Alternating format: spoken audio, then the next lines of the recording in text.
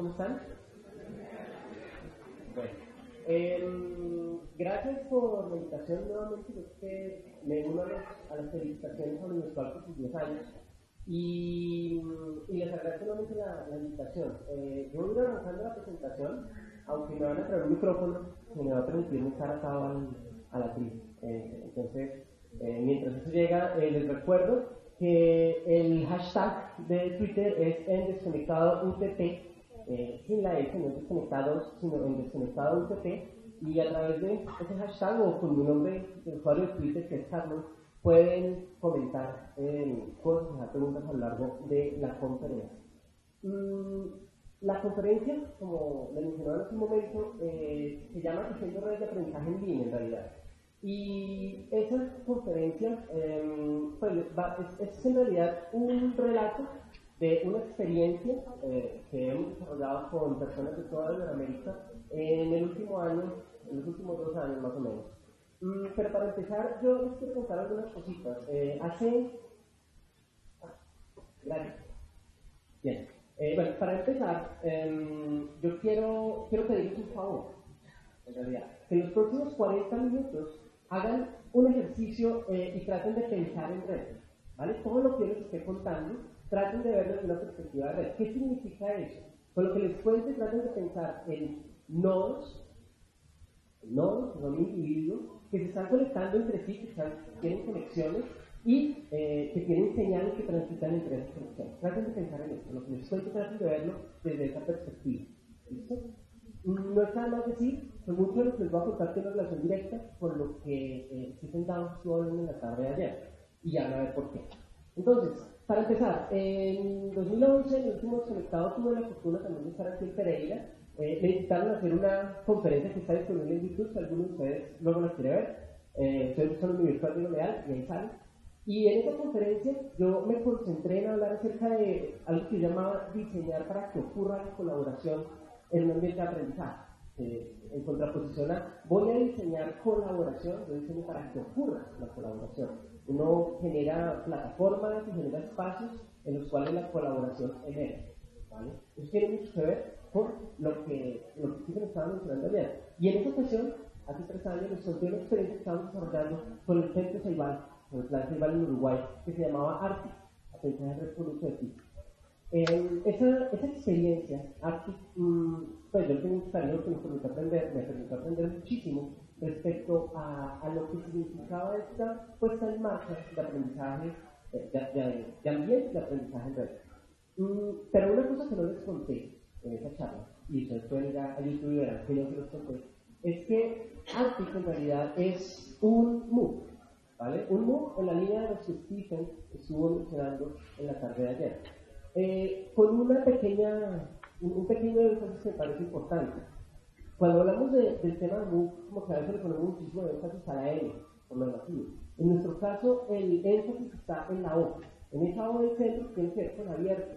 Y abierto entendido como un espacio que nos da no solo libre acceso, como se mencionaba también, como mencionaba José en la conferencia de ayer, no estamos hablando solamente de acceso gratuito, sino estamos hablando de otras posibilidades, de que podamos tener reproducción, copia, distribución, remezcla.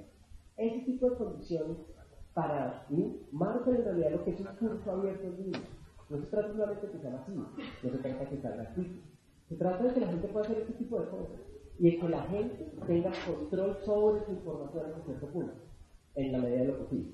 Entonces, esa O también tiene que ver, como lo mencionaba antes ayer, con la posibilidad de tener múltiples perspectivas que entran a una experiencia de aprendizaje, en donde no solamente se encuentra en la perspectiva que propone el docente, sino donde los participantes también pueden hacer visible sus perspectivas, donde la apertura tiene que ver con la diversidad, una puerta a la diversidad. Estas experiencias, Arctic, y las que les voy a contar hoy, están basadas en el trabajo de otra gente, y eso creo que también es importante resaltarlo. Siempre estamos construyendo sobre el trabajo de otros. Trabajos como el de David Wiley, en su curso de introducción a la educación abierta en 2007, como el de 2008, el de Alex Kuros, Social Media y Open Education, y en 2008, en otoño de 2008, el curso de colectivismo, conocimiento colectivo de George Simmons y Stephen Downes, sobre el cual Stephen habló un poquito de él. ese es como el antecedente que tenemos. Arctic empezó a ocurrir en 2011, los primeros experimentos que yo tuve la oportunidad de hacer con cursos abiertos fueron en 2009, y desde entonces he tenido con mucha curiosidad de ver esto que hicieron esas personas, cómo aplica en nuestro entorno local. ¿Será que sí funciona igual? ¿Qué significa y qué implica hacer ese proceso de traducción, tal vez? No traducción literal de un texto, sino traducción de una práctica. ¿Cómo se traduce cierta práctica a nuestro entorno? Esa es una pregunta que yo me hago permanentemente. Y como vemos en el asunto de los MOOC, que por cierto, hay una presentación que hicimos en la Universidad de Arte, en donde se cuenta un poco más de la historia de ese término, que no empezó en 2011, sino que viene andando desde 2008, como que se mencionaba ayer. Ustedes la pueden encontrar también en Google si buscan por ahí.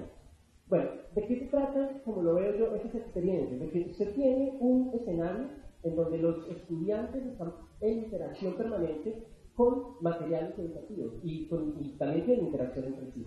Pero esa experiencia suele generar un límite imaginario, que es como el límite del curso, ¿cierto? Tiene un inicio, tiene un final, pero también hay un conjunto de personas que participan. Por ejemplo, dentro del aula de Moodle a la que solo tienen acceso 20 o 30. La pregunta que yo me hago en este ejercicio es, ¿qué significaría ampliar esa barrera? ¿De qué maneras puede uno ampliar esto e incluir nuevas personas, incluir nuevos recursos, nuevas perspectivas? ¿Y de qué manera se empieza a generar una realidad que genera unas nuevas barreras, obviamente, que no van a desaparecer del todo, pero que nos permite un nivel de interacción mayor, de manera que cuando la experiencia de aprendizaje desaparece y esas barreras, queremos, se acaban, la red sobrevive. Ese es el punto aquí. ¿Cómo hacemos para construir, para coger una red que sobreviva una vez termine un curso en línea? Entonces, en 2011 y 12, en 2012, con personas de distintos lugares de Iberoamérica, nos reunimos para pensar en una experiencia de ese tipo. ¿Cómo sería una experiencia de ese tipo? Y terminamos haciendo un MOOC que no solo es un MOOC, sino que es un MOOC de tipo colectivista, pero con un sabor local. Sabor local en el sentido de que en español responde de alguna manera a nuestras particularidades culturales y se convierte en un espacio de exploración de qué significan esas prácticas en este contexto. Con eso que les he contado hasta ahora, yo les quiero hacer una pregunta. Hay una sesión de preguntas, pero me dijeron que las hacía, así que yo voy a tomar un momento de esa sesión de preguntas para hacerles una pregunta a ustedes. No la van a contestar. Guarden la respuesta en su cabeza. Sobre esto que les acabo de mencionar, sobre esa construcción de un mundo local, todo eso, ¿qué les gustaría aprender? ¿Qué les gustaría llevarse de este rato de conferencia? Porque cuando uno tiene en la cabeza una pregunta, presta atención de una manera diferente, ven de una manera distinta. Así que piensen un instante en qué les gustaría aprender sobre eso. Y paso un instante. Listo. Yo me voy a enfocar en algunas preguntas, ¿vale? Que ojalá den respuesta a algo que ustedes tengan en la cabeza. Lo primero es, les voy a contar cómo surge esa iniciativa, cuál es el origen que tuvo esa iniciativa atrás. Luego les voy a contar de qué se trata. Les voy a contar también cómo funciona y por último les voy a tratar de argumentar por qué es importante, ¿vale? Entonces, para empezar con lo primero, ¿cómo surge? ¿Cómo surge TRAC? ¿Dónde empieza? Como les mencionaba hace un momento, en 2011 estuvimos aquí compartiendo una experiencia que se llamaba Arte. Esa experiencia fue seguida por unos grupos de discusión en línea que llamábamos Explorarte, en donde a través de conferencias web nos encontrábamos para discutir documentos relacionados con el conectivismo, con la aprendizaje red, etc. Pero esos grupos de discusión nunca llegaron a funcionar muy bien. Nos encontrábamos siempre los mismos, un buen día terminé yo solo en una sala, esperando que alguien apareciera y nada apareció, y pues es frustrante. Pero desde el que yo tengo un blog personal y hice algo que nunca había hecho, y lo que hice fue escribir en mi blog personal, en modo de reflexión, en modo de queja pública, preguntándome qué estoy haciendo mal. Como facilitador, ¿qué estoy haciendo mal? Porque esto no funciona. Lo curioso es que esa entrada generó una respuesta muy interesante de personas en distintos lugares. Esa queja pública, si se quiere, fue un catalizador para una discusión entre personas de distintos lugares. Y esas personas empezaron a decir, oiga, tiene razón, esta es una reflexión interesante, porque estamos viendo algo parecido. Este tipo de iniciativas no están funcionando como nos imaginamos, ni están teniendo la respuesta que nos imaginamos. Así que nos pusimos de acuerdo, nos reunimos un día en una sala de conferencia web de Luminance en esa época, con personas de distintos lugares, a conversar respecto a qué podíamos hacer en ese contexto de explorar. Y lo que encontramos ahí, como temas comunes, es que había un interés compartido por el tema de prácticas educativas abiertas, el cual José mencionó ayer de manera general. Que había un interés compartido por el colectivismo, por qué significaba eso el colectivismo, y que había un interés compartido por el aprendizaje. Pero no tengo una cosa, creo que es un aspecto importante. Esta conversación no empezó por vamos a hacer un proyecto de investigación, nos vamos a reunir, vamos a definir el tema y la pregunta y etc. No, es una cosa más visceral, una cosa de por qué esto no funciona, qué estamos haciendo mal. Y eso generó una reunión de personas. Esas personas, además de sus intereses compartidos, tienen unas preocupaciones comunes, tenemos unas preocupaciones comunes. Primero, que de este tipo de muchos colectivistas teníamos en ese momento y tenemos ahora pocos ejemplos locales. No tenemos tantos ejemplos, necesitamos más experimentación, lo seguimos sintiendo. Que teníamos un proceso de sistematización limitada.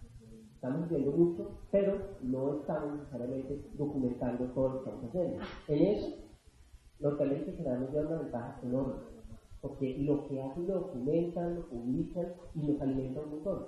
Nosotros no lo hacemos tanto, lo hacemos a una escala diferente y en algunos casos no lo hacemos. Y otra preocupación es que el tema de investigación en estos temas todavía es incipiente. Usted puede tener mucho contenido acerca del colectivismo, pero localmente, ¿qué significa eso? Una aplicación empírica es una cosa todavía muy incipiente. Todavía el punto, y creo yo que la conferencia de Stephen Covey lo mostró un poco ayer, es que esta perspectiva abre un montón de campos de exploración diferentes que necesitamos explorar. Lo conversaba también con Gary ayer. Necesitamos descubrir qué funciona y qué no funciona. Porque simplemente no podemos decir, esto no funciona acá. Yo lo he escuchado muchas veces. Esto que usted está proponiendo no va a funcionar acá. Y luego la gente está sorprendida porque sí funciona. Pero creo que es eso, como permitirnos explorar, permitirnos descubrir por dónde es el camino. Con estas preocupaciones comunes y con la práctica como un elemento fundamental, en eso estuvimos de acuerdo. No nos vamos a seguir reuniendo a hablar acerca de documentos, vamos a hacer algo. Y nos pusimos de acuerdo en qué era ese algo y decidimos tomar una experiencia que yo hice con la Universidad del año 2011 que se llamaba Tejiendo Redes Académicas en Línea. La revisamos, la organizamos y se nos ocurrió una idea: realizar un taller blended que combinara grupos locales que avanzan en paralelo con la lógica de un taller abierto en línea, en el estilo de los colectivistas. Eso es medio enredado. ¿Qué significa eso? ¿Qué tal que hacemos un taller en donde participe gente que está en Pereira, que está en Medellín, que está en Bogotá, que tiene distintas personas en esa ciudad, donde tiene la posibilidad de reunirse para conversar sobre la experiencia, pero al mismo tiempo tiene la posibilidad de hacer una red ampliada de esos aprendices que están en otro lugar? ¿Cómo sería una experiencia de ese tipo que funcione bajo la lógica de un curso abierto en línea? Esa fue la pregunta y la idea que nos hicimos, y la idea que planteamos. Y, insisto, una cosa importante es que esta es una idea que surge de redes de individuos. Y miren que en ese sentido estamos siendo, creo yo, consecuentes con muchas de estas ideas. No es un proceso que uno define como un proyecto con absoluta claridad de para dónde va. ¿Sí? No hay una participación institucional marcada, es otra cosa importante. Son 8 personas, 9 personas que tienen un interés compartido. Están en distintos lugares, pero se reúnen gracias a la tecnología para crear cosas que no les van. Y creo que eso es importante, porque si nosotros pudimos identificar que cada uno de ustedes, con esos colegas interesados en ciertos temas, puede ser algo parecido. La tecnología lo permite. Entonces, no puedo dejar de dar mi agradecimiento enorme a estas personas, que fueron quienes hicieron posible todo esto. Denis Castaño de la Universidad del Valle, Luis Pearson de Argentina, Francisco Morfín de México, Daniel Jiménez de España, Paola Lepiano también de Argentina, Edgar Altamirano y Claudio Guerrero de México, Machi Alonso de Argentina y Liliana García y Mila Córdoba de México. Esas fueron las personas que han estado como acompañando y liderando este proceso. Así que ese es otro mensaje importante. Esta no es una cosa individual. Somos un grupo de personas que nos reunimos para hacer algo, porque solo no podemos. O solo nos queda un poco complicado. Lo que nos planteamos hacer fue un taller que iba a empezar con una revisión y una inscripción en febrero y marzo del año anterior. Y lanzamos una primera cohorte que corrió desde marzo hasta junio del año anterior. Una cohorte que les voy a contar de qué trata. Nosotros en esos meses íbamos a tener el desarrollo del taller, pero íbamos a estar encargados también de hacer facilitación, seguimiento, identificar preguntas de investigación, discutir sobre la práctica de facilitación, etc. Y luego de eso lo que prevíamos era poder empezar a hacer análisis de información, producir artefactos y seguir teniendo discusiones conceptuales sobre estos temas. Había unas reglas de juego básicas ahí. Primero, la participación era gratuita y la experiencia como tal no iba a estar ligada exclusivamente a una universidad específica. Segunda, el liderazgo era voluntario. Si alguien quería asumir el papel de líder, podía hacerlo. Si alguien quería liderar un grupo de colegas en una ciudad X, podía hacerlo. El compromiso era personal. No estaba atado a una firma institucional que define los productos que tenemos que entregar. Era su compromiso personal. Y por último, una cosa que yo no noté al principio, pero que fue emergente en la discusión, y es un principio de generosidad. Somos generosos en lo que hacemos. Generosos en el sentido de que estamos compartiendo lo que estamos haciendo, la discusión es pública. No lo vamos a cerrar, no vamos a cerrar lo que estamos aprendiendo, sino que vamos a compartirlo. Y lo que vamos aprendiendo lo vamos divulgando en la medida de lo posible por el camino. Ese es el origen. De ahí viene esa idea de hacer un taller de este tipo. Ahora, ¿de qué se trata TRAL? De manera visual, la lógica de TRAL es la siguiente. Nosotros vivimos en un entorno de redes. Como individuos, hacemos parte de redes. Algunas de esas redes están limitadas geográficamente. Entonces usted tiene por allá en esa esquina la red de Pereira, y por aquí abajo la de Cali, y por allá la de Medellín, y por allá la de Buenos Aires, etc. Sabemos que existen relaciones entre esas redes. Son las relaciones que tenemos día tras día. Es la red humana que constituye el tejido de nuestra sociedad. Eso lo sabemos. Y sabemos también que la tecnología posibilita otro tipo de relaciones entre esas personas. Pero no solo geográficamente, sino que entre los distintos entornos geográficos la tecnología posibilita interconexiones. Y eso está bien, así funciona el mundo, ya lo sabemos. Pero ¿qué es lo que queríamos encontrar? Esto, toda esa configuración es, digamos, una red estable, por ponerlo de alguna manera. Es lo que hay en este momento. La idea detrás es que nosotros planteemos una experiencia de tejido de red de aprendizaje en línea que gira alrededor de ideas de todas las personas que confluyen en esa experiencia y que son rebotadas por toda la red. Ideas que estimulan otras ideas y que ojalá empiezan a generar nuevos tipos de interacciones entre las personas. Si estamos localmente, pues ahora vamos a hacer un ejercicio local que juega con una lógica distinta y que ojalá empiece a generar una serie de relaciones en línea distintas, de conexiones, genera conexiones a través de señales entre personas que permiten descubrir a otros, ¿vale? Y el punto aquí, como les decía hace un momento, es que cuando la experiencia de TRAL desaparece, cuando se acaba el taller, por decir algo, esas relaciones quedan vivas. Y como estamos trabajando en la red abierta, lo que tenemos es una nueva configuración de relaciones. Stephen lo ponía ayer, no recuerdo si fue una conferencia o en la charla que tuvimos al mediodía, de una manera muy interesante, que de lo que se trata en estas experiencias es como de sacudir la red de cada aprendiz, como de generar un desequilibrio en la red de cada aprendiz para llevar a una nueva configuración enriquecida. ¿Enriquecida con qué? Con herramientas, con personas, con nuevas posibilidades, con nuevas ideas. De eso se trata TRAL. Plantear un ejercicio en donde se aprende eso exactamente. ¿Cómo? Pues, no eso en el sentido, esta es la receta, sino donde exploramos algunas técnicas que nos permiten llegar a ese punto. Ahora, ¿cómo funciona? Lo que nosotros hicimos en principio fue plantear una experiencia de 6 semanas, con 3 módulos. Entonces trabajábamos en redes personales, el ciclo 1, trabajábamos en redes profesionales, ciclo 2, y en el ciclo 3 hacemos una propuesta de intervención, de cómo cada participante pensaba intervenir en sus redes profesionales, para enriquecerlas, para generar movimientos allí. Y teníamos un inicio del camino que era como el precalentamiento y el epílogo, que era el cierre de la experiencia. Como les decía, lo que buscábamos era llegar a eso, a una red enriquecida, donde hay gente que trae recursos, donde hay personas nuevas que en otras condiciones no habrán podido participar, etc. Pero para lograr eso usted necesita cierta tecnología. Eso no ocurre en un vacío.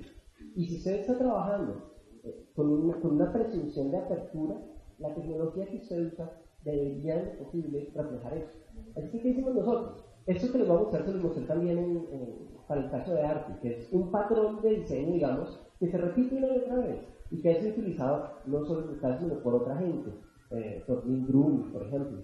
En distintos escenarios se han usado este tipo de configuraciones. Y la idea es que cada participante tiene un blog personal que crea y que usa como diario de aprendizaje a lo largo de toda la experiencia, que incluye medios de distintos tipos, videos de YouTube, slideshow, lo que sea, y que registra en un formulario en algún lugar, por ejemplo en nuestro caso en Google Docs. ¿Qué hacemos nosotros con ese formulario? Empezamos a hacer agregación de información de los feeds RSS de esos blogs en una instalación de WordPress. Cuando empecé en 2009 yo utilizaba herramientas públicas como Yahoo Files para hacer ese proceso de manera automática. Mi presunción era cualquier persona debería ser capaz de poder hacerlo. Problema, cuando llegamos a una escala grande, esas herramientas totalmente públicas empiezan a tener limitaciones. Así que usamos una plataforma de código abierto que es WordPress para hacer esa recopilación, ¿listo? Para tratar de agregar en un único lugar todo lo que estaba pasando en esa red de blogs. Eso se ve más o menos así, es un sitio web normalito, tienen un blog donde se está trayendo toda la información de la gente, donde se publican actividades. Esto no es de... en nuestro caso había una estructura un poco más definida, porque en mis primeras experiencias encontré eso. En muchos casos, en nuestra región necesitamos un poquito más de estructura para empezar esos procesos de exploración. Entonces teníamos una estructura definida y de esa instalación se genera un único feed RSS, un único flujo de información que a través de otra herramienta que se llama MailChimp genera un correo electrónico que le llega a la gente día tras día, de manera automática. Entonces, ¿usted qué no tiene que hacer? No tiene que venir a mi plataforma para ver lo que está pasando y para participar en un foro. Lo que usted tiene que hacer es simplemente suscribirse en el correo electrónico y en su buzón va a recibir día tras día lo que está pasando en el taller, en los blogs del taller, que es donde ocurre lo realmente interesante. Ese correo, pues la gente se puede suscribir a él, pero no solamente es eso, sino que yo puedo tener también suscripciones por RSS para los usuarios más avanzados y a través de otras herramientas puedo tener feeds de Twitter. Entonces, por ejemplo, teníamos esto usando el hashtag Try, en donde estaban pues las personas que tenían Twitter hacían parte de él. Teníamos también cosas como Digo para recopilar marcadores y teníamos un grupo en Google Plus. Algunas personas dijeron, pero ¿por qué no uno en Facebook? Y lo crearon. Y teníamos adicionalmente una herramienta de conferencia web que se llama Blackboard Collaborate, como crearon los sabios. Blackboard Collaborate se llamaba Illumine, es como la plataforma que nosotros usamos para hacer estas sesiones en línea. Nos encontramos semana tras semana con quienes quisieran participar. Esa es nuestra configuración de tecnología y con eso se puede replicar una y otra vez. Simplemente usted cambia los insumos y usted tiene contenido diferente según el que se encuentra. Pero eso no se queda aquí, porque los participantes mismos también empezaron a crear sus propios espacios. Y tuvimos algunos de ellos que hicieron sus propias conferencias en otras herramientas diferentes, que no tenían nada que ver con el resto. Tuvimos gente que se puso en la tarea de compilar una serie de imágenes que los participantes generaron. Y eso no fue algo que se nos ocurriera a nosotros. No fue una tarea que decía, hoy tú para aprender a usar tal herramienta vas a compilar las fotos que aparecen en el sitio. Es iniciativa de la gente. La red abierta permite ese tipo de cosas. ¿Sí? Cada cual puede llegar hasta donde quiera. Y cada cual puede empezar a tener las discusiones que más le interesen.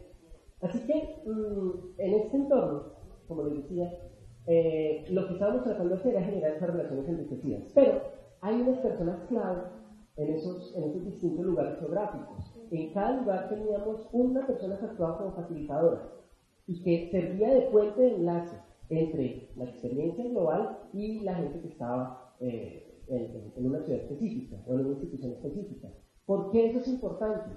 Porque en muchos casos nosotros estamos todavía desarrollando nuestras habilidades de presencia en línea, si se quiere.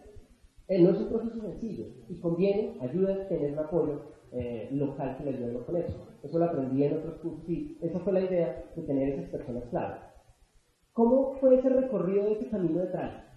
Les voy a contar, les decía que teníamos una propuesta de 3 ciclos con 6 semanas y otras 2 cositas, pero durante la primera ejecución del taller nos dimos cuenta de que había otras cosas, de que era necesario ajustar cosas. Por ejemplo, Con el camino nos dimos cuenta que la gente necesitaba aire, literalmente, al final de la semana 2. Entonces replanteamos el diseño y lo que les voy a contar corresponde a ese diseño realizado. Seguíamos teniendo un inicio del camino, una semana 0 de calentamiento, en donde en la primera ejecución que tuvimos detrás llegamos a tener 644 personas inscritas y ese día dijimos no podemos aceptar más gente, porque tampoco queríamos aceptar miles y terminar después bastante angustiados y sin vida durante las próximas semanas. Así que cuando llegamos a 644, que fue una sorpresa porque esperábamos que 100 se conecten, ojalá, y 100 se conecten, pues chévere, podemos aprender. Cuando aparecieron 600, el asunto fue sorprendente, porque lo que ocurrió en realidad es que activamos nuestras redes personales y con la difusión que hicimos, sin ningún tipo de apoyo institucional, además. Me parece importante enfatizar eso. Usando solo nuestras redes personales, logramos convocar a toda esta gente de toda la región. Hay una salvedad que sí es importante hacer. Estoy diciendo repetidamente, sin ningún apoyo institucional. A lo que me refiero con eso es, nuestras instituciones de las que hacemos parte no estaban haciendo difusión activa de la experiencia. La difusión fue a nivel personal, ¿vale? Pero si hay apoyo y si hay participación institucional, no en el diseño ni en la ejecución de la propuesta, sino en la articulación que tiene con el contexto de cada cual. Entonces, la gente que estaba en México, muchos de ellos hacían parte de la Universidad de ITESO, en Guadalajara. Otros estaban con la Universidad Autónoma de Guerrero. Otros estaban en otros lugares. En Argentina, en Buenos Aires, Luis Pearson convocó a un grupo de docentes de educación secundaria, ya no de educación superior, del Colegio Las Cumbres de Buenos Aires. Y lo que empezamos a consolidar ahí fue una mezcla bastante diversa de gente con distintos intereses. En mi caso, yo estaba con un grupo de estudiantes de maestría en la Universidad de Apico, ¿vale? Entonces, esta cantidad de registrados obviamente excede ese pequeño número institucional. Pero me parece importante aclarar eso. Tuvimos 314 no registrados. Y miren que hay una cosa interesante. Eso es casi la mitad de la gente que se inscribió. Pero en este contexto eso está bien, porque no todo el mundo le interesa o está listo para tener un blog. Pero la recomendación es téngalo porque eso es parte de la experiencia. Y regístrelo para que la red pueda enterarse de lo que ustedes están haciendo. ¿Qué no les cuento? Al final, en esa primera ejecución tuvimos 1800 entradas de blog. Eso lo dice mucho en términos cualitativos, obviamente, pero me parece importante mencionarlo, porque no estamos hablando aquí de un volumen escandaloso, estamos hablando, si ustedes hacen divisiones rápidas, alrededor de 6 entradas por blog. No es una cosa que se sale, pues que genera como un movimiento tan fuerte desde el punto de vista de la escritura. Pero pues, ya les voy a contar un poco más de qué resultó con estas entradas que ya aparecieron. Los participantes al inicio hacían una pequeña reflexión sobre qué esperaban aprender, y lo que aparecía era esto. Les interesaba mucho el tema de aprendizaje, curiosamente. Les interesaba mucho el tema de redes, querían conocer herramientas, alimentarse de experiencias, aplicar cosas en su trabajo y poder hacer cosas. Muchos hablaban de eso. Nuestro público eran docentes de educación superior, docentes de educación secundaria. Esas 600 personas incluían a docentes de todos los niveles educativos. Y el asunto funcionó más o menos así. Nuestro primer ciclo, que estaba enfocado en el análisis de redes personales, le proponía a las personas que hicieran un dibujo por su cuenta, un dibujo en papel, ojalá, de su ambiente personal de aprendizaje, del entorno en el cual aprenden. Esto es un dibujo de mi ambiente personal de aprendizaje. Se lo hice en marzo de 2013, y con esto hice un videíto que fue el que le pusimos de ejemplo a los participantes. ¿Por qué me parece importante mencionarlo? Porque, como mencionaba John Stephen, hay una clave aquí que es modelar. Yo le puedo decir al estudiante, me vas a entregar un mapa de tu ambiente personal de aprendizaje si yo jamás lo he hecho. Al menos para mí no tiene tanto sentido, la verdad. Así que el ejercicio aquí es, mire, así lo hice yo. Eso es lo que yo aprendí, así funciona el mío. Hágalo usted como quiera. Y soltando eso a la gente salió con cosas como esta. ¿Sí? Muchos se resistían a dibujar en lápiz. Ya no, pero es que yo dibujo muy feo. Y el punto, eso tiene otras lecturas, pero ejemplar. El punto es que los mismos participantes empezaron a generar sus propios ambientes personales de aprendizaje, a reflexionar sobre ellos, a mostrarlos articulados de distintas maneras. Y después de reconocerlos, la propuesta para ellos era amplíelos. Piense cómo nos puede enriquecer con tecnología, cómo puede agregar nuevas personas. ¿Qué cosas hace usted que podría mejorar? O mejor todavía, ¿qué cosas está haciendo esa otra persona que tiene un blog y está en el taller que usted podría usar? Es como una lógica, mire por encima del hombro del otro y cópiese. Inspírese en lo que el otro está haciendo. Se vale eso es válido. Con todo este ejercicio, también estaban andando en paralelo cosas presenciales. Y lo que tuvimos ahí fue un diálogo permanente entre esa interacción presencial. Eso es parte de algo de lo que surgía en alguna de las sesiones presenciales que tuvimos con estudiantes de aquí. En ese diálogo tuvimos sesiones como estas en donde lo que se ve pegado, los papeles que se ven pegados son los blogs de las personas y los papeles amarillos, los post-its, son comentarios. Un ejercicio tangible de, venga, hagamos visible la red. Y luego cogimos hilos de lana y los pegamos por todo el salón para mostrar quién le había comentado a quién. Y no se imaginan lo complicado que era transitar por eso, porque el hilo estaba por todas partes. Pero lo interesante del asunto es que fue tangible para ellos qué era lo que estábamos tratando de tejer. Y cuando estamos hablando de tejido, es eso, de fortalecer conexiones entre gente, a través de la tecnología en este caso, pero podría ser también presencialmente. Entonces, ese diálogo permanente entre la interacción presencial se lleva también a las cosas que estamos haciendo en línea. Esta es una pantalla típica de una de esas sesiones en línea. Ustedes dirán, Dios mío, qué es tan espantoso. Pero lo que ustedes ven aquí es que empiezan a emerger patrones de conversación. Frente a la pregunta, ¿cómo está siendo visible su aprendizaje? Las personas participantes contestaban todas estas cosas. Y en esas sesiones en línea, nosotros hacemos ese ejercicio de identificar patrones, de ver temas comunes y de devolverlos al grupo de esa manera. Así que esta es una forma distinta de usar estas herramientas de conferencia web. Algunos de ustedes también la conocen. Pero no se trata solamente de hacer presentaciones. No era una clase donde se escuchaba al otro hablando. Era un espacio donde ustedes también pueden participar. También podían hacer cosas allí.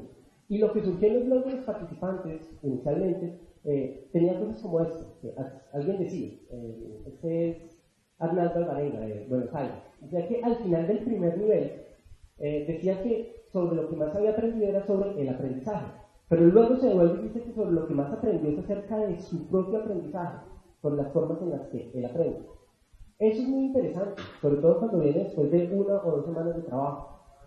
Hay una persona que ya está percibiendo cosas sobre su propio aprendizaje. Otra persona decía, después de tener dificultades reales para empezar a escribir, decía que su mayor logro central había sido estar escribiendo para otros sin miedo a ser juzgado, sin temor a los comentarios y con la convicción de que como docente es mucho más que una asignatura.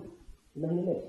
Eso tiene todo tipo de lecturas, desde cómo se percibe el docente a sí mismo, pero también habla de esa posibilidad de dar el paso y sentir que es posible tener una voz en línea, que no es necesario esconderse detrás de la opinión del otro en un foro de discusión, sino que yo puedo tener mi propia voz. Otra persona decía, esta es Patricia Salazar de Bogotá, que entrar se siente en libertad. Hay muchas puertas abiertas, pero yo decido por cuál quiero entrar. Y este es el punto, miren que las actividades que nosotros teníamos eran bastante generadoras, eran de respuesta abierta. Eso puede funcionar en unas disciplinas y en otras no, pero insisto, creo que esa es una experimentación que necesitamos hacer. ¿Cómo podría uno en disciplinas más duras, si se quiere, hacer algo de ese estilo? Darle un espacio a cada persona para que tenga voz. Entonces, ese es el ciclo 1. Luego vino el ciclo 2, en donde nos enfocamos en las redes profesionales.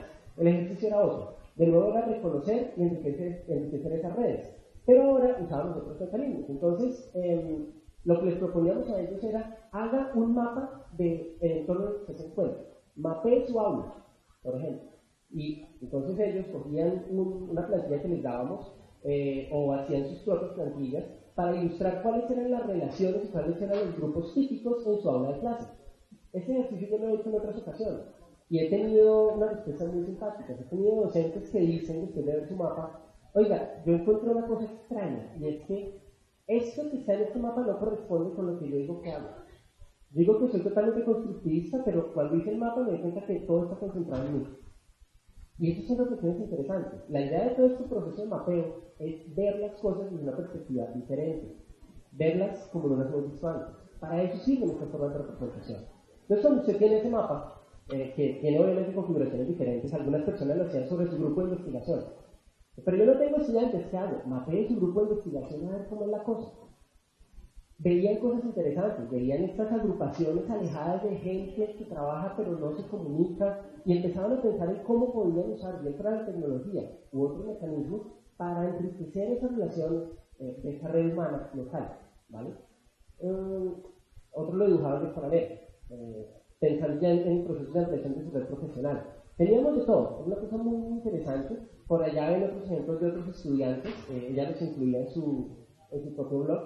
Y en ese momento tuvimos también un ejercicio muy simpático en Buenos Aires. Esto que ven ustedes es el Colegio de las Cumbres de Buenos Aires. Yo tuve que viajar a la ciudad en esa época y armamos una sesión de estas en línea, pero donde muchos de nosotros estábamos conectados. Y eso fue un caos muy interesante. Caos porque ustedes ven el desorden que por acá, pero teníamos también esa sala de conversación en línea y nos dividimos en grupos y quienes estaban localmente tenían que apadrinar a algunos en línea para hacer cosas y fue una cosa, un caos creativo. Fíjate, alguien preguntaba ya respecto a cómo le ponemos orden al caos.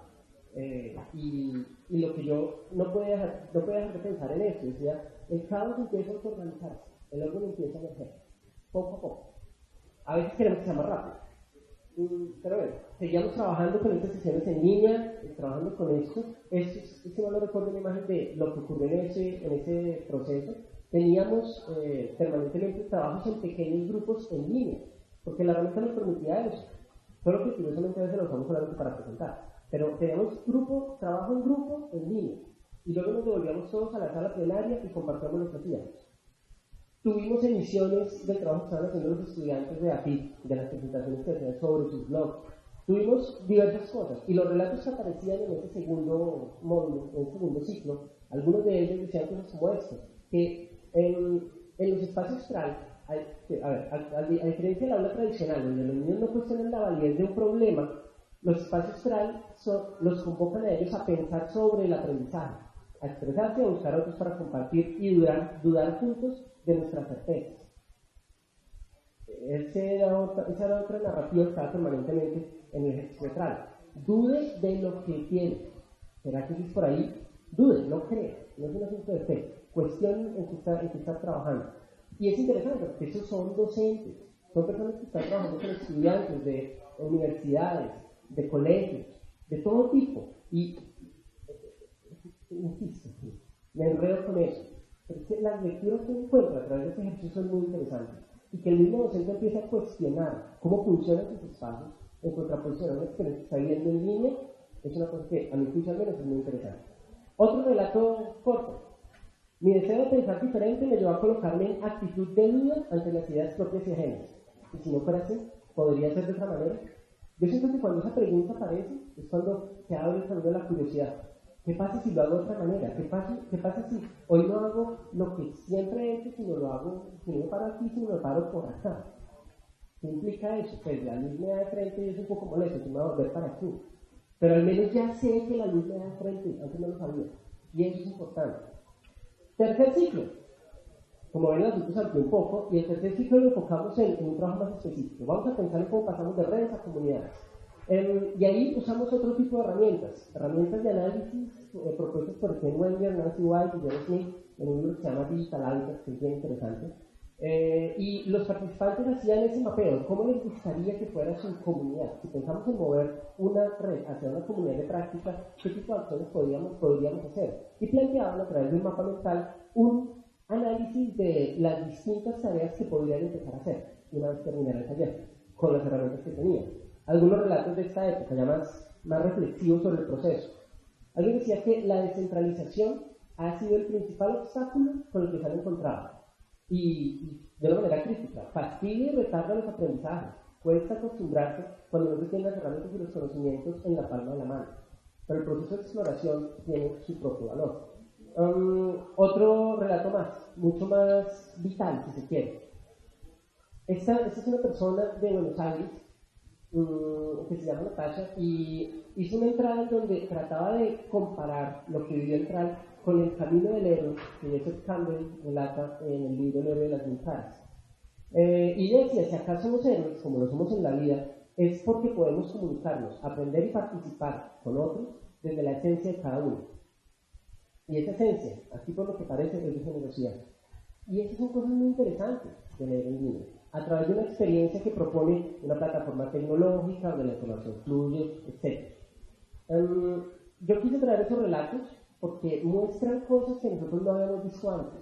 Estas son entradas que nos sorprendieron y creo que eso también está bueno en la experiencia de aprendizaje. Tener el espacio para que uno como docente se sorprenda. Que a veces el que se sorprende es el estudiante cuando uno le nota que tiene quiz sorpresa. ¿Sí? Suele pasar. Pero a veces no nos sorprendemos como docentes. Y siento que eso nos hace falta. Nos hace falta hacer cosas distintas para sorprendernos también. Ese fue entonces todo el proceso del taller. Y tuvimos en una primera ejecución 9 facilitadores en 4 países y 13 líderes en otros 4 países. Tuvimos luego una segunda cohorte en el segundo semestre. Y este año, en el primer semestre, tuvimos una nueva cohorte de traje, movilizada principalmente por la Universidad del Valle, aquí en Colombia, y por ITESO, la Universidad de ITESO en Guadalajara, en donde el asunto empezaba a enraizarse y empezó a generar un movimiento muy interesante en ITESO, donde están explorando cómo llevar este tipo de cosas a otras escuelas, donde ideas como las de las lanas estas que les contaba al hilo las hicieron con sus docentes allá y las reportaban para mostrar cómo les había resultado. Así que miren que es una red que opera a muchos niveles. Los participantes están beneficiando y están creciendo sus redes. Nosotros como facilitadores estamos beneficiándonos y enriqueciendo nuestras redes y generando conocimiento para aplicarlo en otros escenarios. A este punto, me quiero tomar un minutico del tiempo de preguntas para hacerles una pregunta. En este rato ha aparecido alguna idea que no habían considerado antes y les voy a pedir algo. Ya no lo piensen, sino hablen con la persona que tienen a su lado. Tienen permiso para hablar con la persona que tengan a su lado. Así no la conozcan, hablen con ella y discutan si hay alguna idea en todo esto que no habían considerado antes. Y para ser exactos con el tiempo, ahí corre el minuto. Hablen. ¿Alguna idea que no habían considerado antes? ¿Algo interesante en esto hasta el momento?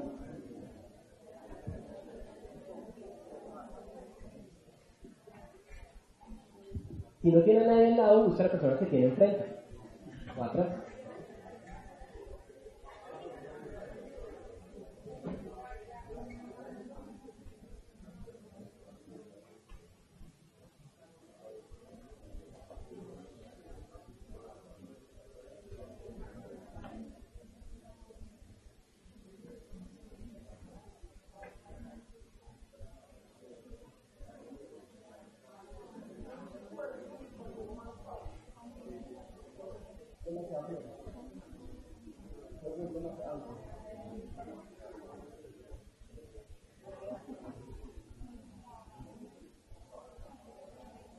Un minuto.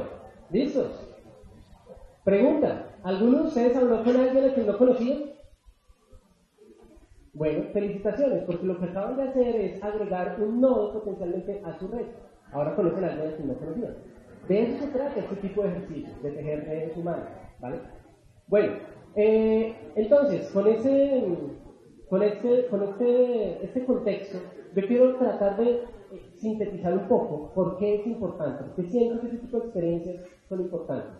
Primero, porque es un proceso emergente, porque lo que tenemos es un ejercicio que surge de redes de individuos, como les mencionaba, de todas estas personas interesadas con un interés común, una práctica común, y que poco a poco empieza a involucrar las instituciones, ¿vale? Es al revés de lo que estamos acostumbrados, o mejor, de lo que yo estoy acostumbrado. Uno siempre plantea un proyecto de investigación, mira si tiene financiación, si la financiación es el día de él, en fin, estamos acostumbrados a hacerlo de esa manera. Es a veces indispensable hacerlo de esa manera. Pero el mensaje aquí es, puede haber otras. Usted, si la práctica le duele lo suficiente, pues, usted puede lanzarse a hacer cosas que luego empiezan a tener una clase institucional. La presentación de Gaby ayer dejaba una gran pregunta, al menos en mi cabeza, y era si el cambio de fondo, en realidad puede ocurrir dentro de las instituciones, o si será que ocurre en los márgenes. Yo siento que no puede encontrar un camino medio, y esto puede ser un ejemplo de un camino medio. Lo empezamos a cultivar por fuera, a partir de nuestros intereses, y luego le empezamos a buscar el soporte institucional. Pero es solo una posibilidad. Otra cosa importante desde mi perspectiva, esto es un proceso continuo.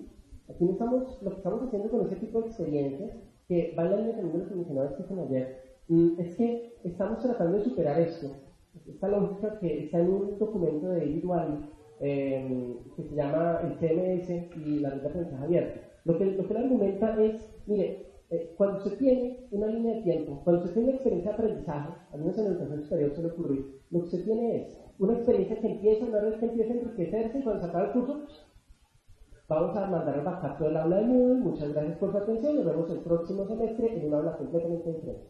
Y no tenemos una continuidad en eso, y lo que el estudiante termina viviendo es algo así.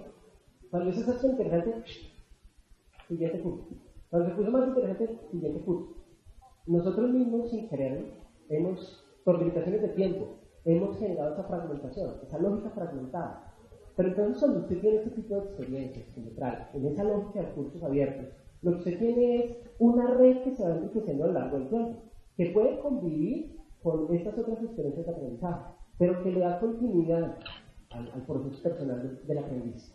Eso es importante, creo yo, porque no se trata de o es lo uno o es lo otro. Es que ya tenemos suficientes polarizaciones como para seguir jugando el mundo tiene que ser así y no así. Por el contrario, no puede buscar síntesis de esas cosas y preguntarse cómo hacemos para que conviva esta experiencia, ojalá interesante, que tenemos en la educación formal con experiencias de aprendizaje informal, que son las que finalmente nos van a ayudar a consolidar una red que nos va a acompañar el resto de la vida. Otra razón por la que es importante, aquí tenemos redes que conviven, que es otra cosa interesante para mí. Tenemos redes centralizadas desde el punto de vista tecnológico y desde el punto de vista institucional. Tenemos redes distribuidas. La estructura detrás es distribuida. Hay un lugar en donde está todo lo que la gente va a estar haciendo y nodos locales en donde las personas van a estar interactuando presencialmente. Pero también hay una red distribuida, que es esa red en línea, en donde yo, la persona que está en Buenos Aires, puede interactuar fácilmente con la persona que está en México. Y ahí surgen cosas llamativas. Entre las personas, en particular de Argentina y de México, entre algunas de ellas, se generaron unos lazos afectivos insospechados a través de una cosa tan simple como una conferencia web y Twitter, y la posibilidad de que ocurriera. Si esto hubiera sido una experiencia cerrada, jamás se habría conocido. Y el mundo seguiría su curso, no hay problema. Pero el punto es que hay una riqueza que de pronto nos estamos perdiendo. Y la pregunta es, ¿cómo articulamos todas esas configuraciones de red? ¿Cómo ponemos a convivir esos espacios y les sacamos el mejor provecho? La tecnología importa. Es una conclusión que yo saco. Que usted tenga algo como esto tiene un efecto tangible. Esto es diferente a estar en un sistema de gestión de aprendizaje, sea cual sea ese sistema. Esto genera una lógica diferente. Aquí, cuando el curso se acaba, los participantes conservan su información porque está en su blog personal, no está en mi plataforma. Y eso, tan solo, ya hay que marcar una diferencia importante. Así que el medio es el mensaje, como lo pondría McLuhan. En este caso, yo siento que está demasiado. La tecnología que usamos comunica un mensaje. Ya se nos damos cuenta de ello. Bueno, y la otra cosa, que tenemos significados en contexto.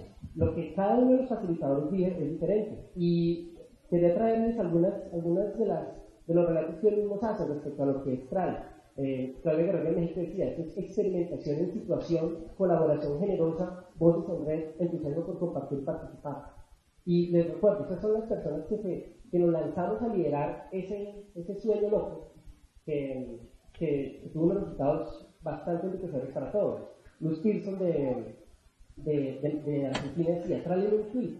Es una forma de articular la capacitación docente institucional cerrada con las comunidades de práctica abiertas. Edgar Altamirano de México. TRAI significa nuevos amigos, ser parte de una comunidad global, aprender y compartir nuevas cosas y vivir el cambio. Incluso con las limitaciones que en su momento Edgar ha tenido en su institución para poder andar estas cosas.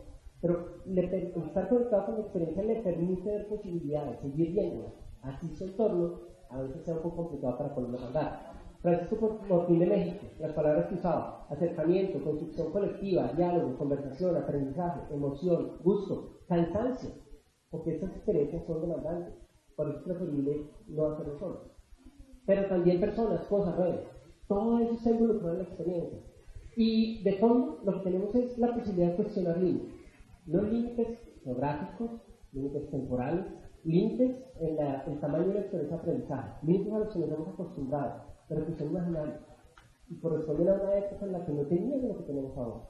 Así que hay una invitación ahí a tratar de cuestionar esos límites. Yo me he referido a eso en otras presentaciones. Pero bueno, ya para terminar. Y ahora, todo este proceso deja una huella digital de cada uno de los participantes. Una huella digital que está dispersa en un montón de herramientas. Cada uno de ustedes seguramente tiene una huella digital dispersa en dispositivos, en su teléfono, en línea, quizá Facebook, donde sea. Y todo eso estaba muy bien y era muy agradable y vamos por la verdad y la justicia, hasta cuando el año pasado surgió el curioso escándalo de Edward Snowden, con la NSA. Y para mí al menos eso cambió todo, porque nos están monitoreando, no solo las corporaciones, los gobiernos nos están monitoreando. Y está pasando. Lo curioso es que no estamos hablando de ello, y no es un asunto paranoico, me parece importante mencionarlo.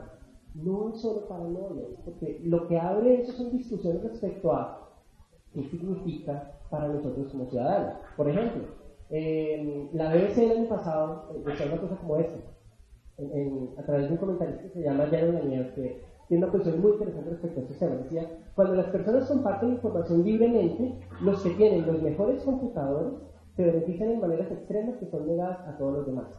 Y eso de que tienen los mejores computadores no quiere decir que tiene una pantalla más grande, no.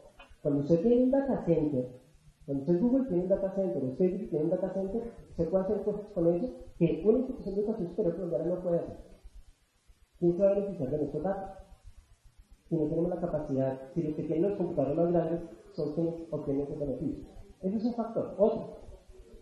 ¿Por qué nos debería importar el tema de la NSA? Este es del blog de tecnología del Guardian, del Reino Unido. La privacidad debería importarle porque si los datos dicen que usted ha hecho algo mal, entonces la persona que está leyendo esos datos va a interpretar todo lo demás con esa mirada. Si usted comete un error, tener una agregación de datos puede significar que toda su perspectiva está terminada por eso. Y por último, la tecnología, esto es de Harvard Business Review, la tecnología ha convertido de manera efectiva, no solo algunas, sino a todas las personas con las que usted se relaciona, en el equivalente o en posibles informantes. ¿De qué? De sus actividades, de con quién habla, de a dónde va. Cuando se pone una foto con su amigo que no está en Facebook, Facebook está empezando a generar perfiles sombra de su amigo. Hay un montón de cosas que están en ese panorama, están empezando a ocurrir, sobre las que creo que es importante conversar, pero no para dejarlo en términos de esto se acabó y no podemos hacer nada, sino pensando en cómo resolvemos esas cosas. Hay dos videos, uno de Eli Pariser y otro en YouTube que se llama Naked Citizen, que amplían un poco más todos esos temas y que abren una discusión muy interesante. ¿Qué hacer con eso? Sugerencias rápidas. Vuélvase más consciente. Por ejemplo, hay una herramienta de Firefox que se llama Lightning, que le permite ver qué sitios web lo están siguiendo a usted. Esta es una imagen de mi navegación ayer. 18 sitios y 103 adicionales con los que se conectan, con los que me conectan con cliente de cuenta. Por eso cuando usted compra algo en Amazon, en Google empiezan a salir anuncios de lo mismo. Use herramientas como Free o Disconnect para monitorear y limitar su actividad en línea. Use cosas como AdBlock Plus para bloquear anuncios comerciales. Piense en cosas si lo necesita con el proyecto Tor para tener comunicaciones encriptadas. Piense en proyectos como este de la Universidad de Washington, que se llama Friendly Web, en donde están tratando de lograr que sus estudiantes desarrollen la habilidad para gestionar su propia presencia en línea por fuera de espacios corporativos, o en movimientos como la web independiente, Indie Web, que está haciendo un montón de cosas en esa línea. Esas son cosas que podemos hacer, con las que nos podemos vincular para tratar de aprovechar las posibilidades de esto, pero teniendo en cuenta los riesgos. De fondo lo que hay es un paso de una institución educativa sola a un ecosistema de aprendizaje en red. Eso abre un montón de preguntas. Todavía no es claro, creo yo, para nadie cómo lo hacemos. Hay gente alarmista, hay gente un poco más cauta, pero siento que ese es el tránsito que tenemos que empezar a caminar. Un tránsito que nos lleva a una relación diferente con el aprendizaje y ojalá una relación más responsable con la tecnología.